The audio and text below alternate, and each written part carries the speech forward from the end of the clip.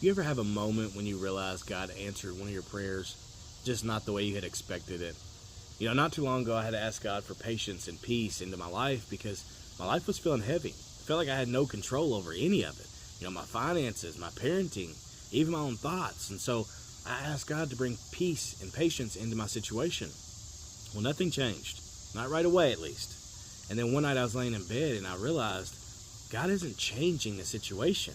He's changing me. I started to understand that the change doesn't happen on the outside with the situation. It happens when we let Him in to make the changes on the inside.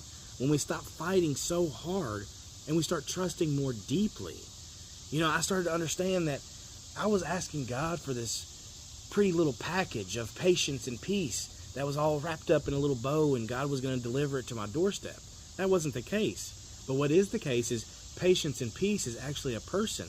And that person's name is Jesus. And when I finally sat with Him and I stopped fighting the storm, I realized that I was overcome with the sense of the feeling of patience and peace. And maybe you're in that situation today too. Maybe you're waiting for a shift. Maybe you are needing some peace in your life. But just remember that peace may not come the way you expect it.